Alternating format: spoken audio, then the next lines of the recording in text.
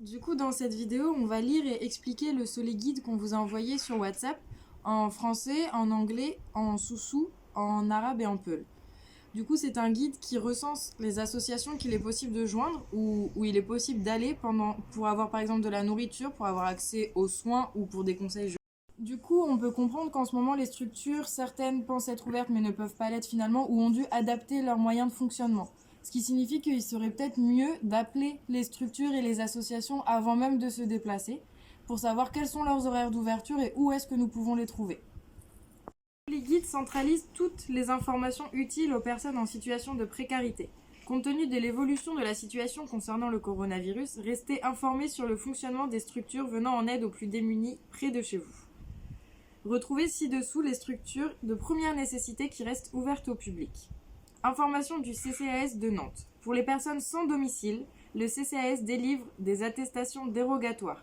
Il faut se présenter au 1 bis place Saint-Similien au niveau 4, espace numérique. Il faut contourner le bâtiment. Au niveau de la distribution alimentaire. À Nantes, il y a la distribution alimentaire au Wattinis Social Club, l'espace Solidarité Secours Populaire, le restaurant social Espace Agnès Varda, l'unité locale de la Croix-Rouge, le camion Croix-Rouge Talensac, où la distribution ne se fait plus au quai Baco en début de soirée.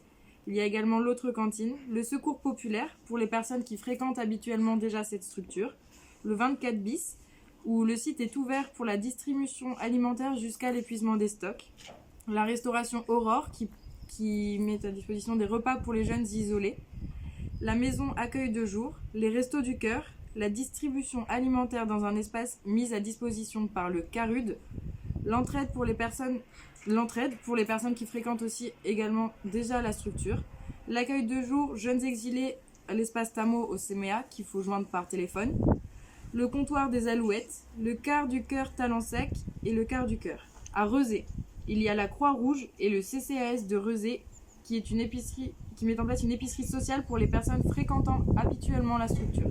À Vertou, il y a l'association Vertou Solidaire. À Bougnay, il y a le Secours Populaire. À Saint-Nazaire, il y a l'association Solidarité Création qui est un restaurant social et un accueil de jour et portage de repas à domicile.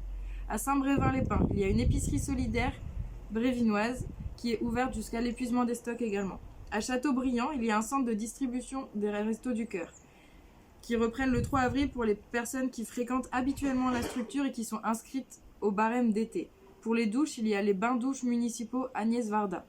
Au niveau de la santé, à Nantes, vous pouvez joindre la PASS, le CARUD, le centre Simone Veil, l'ASAMLA qui maintient ses permanences téléphoniques. À Saint-Nazaire, il y a également la PASS.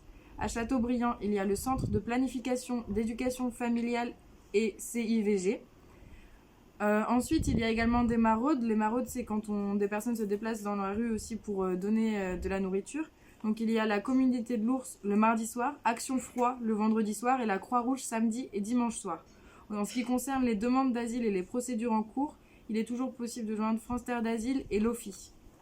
En termes du soutien juridique et administratif, la CIMAD met en place des permanences par mail. Le Gazprom met en place des permanences téléphoniques aux mêmes horaires qu'avant le coronavirus. Et la Maison de la Justice et du Droit de Châteaubriand met en place des permanences téléphoniques également.